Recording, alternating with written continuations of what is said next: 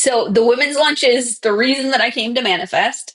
That is, was my first exposure to Manifest, and I certainly still hold it very, very dear. And just credit Courtney, who's our president, with creating this and creating a space for these conversations. This year, the focus will be, and the theme is mentorship.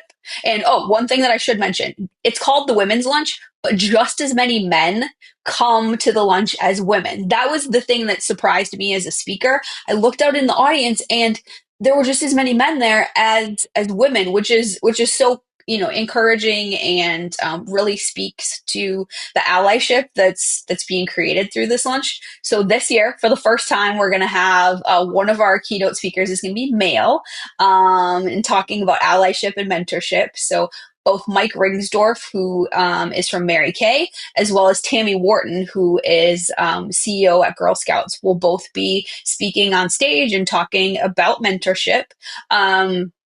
Also, Courtney, our president, will be kicking off the women's lunch. And then I have the pleasure of being able to get up after all these wonderful speakers and talk a little bit about mentorship. We're going to do a mini boot camp around mentorship. And for the first time, we're going to be using our proprietary technology to do some matching. So people that are interested in either being a mentor or being a mentee can register through our app to be matched together to create some mentorship right there at Manifest. We'll be providing some resources for people to continue on with these mentor-mentee relationships, and a framework for how to go about it, which obviously this is a personal interest to me, but I think it's also important for the future of supply chain to create these relationships.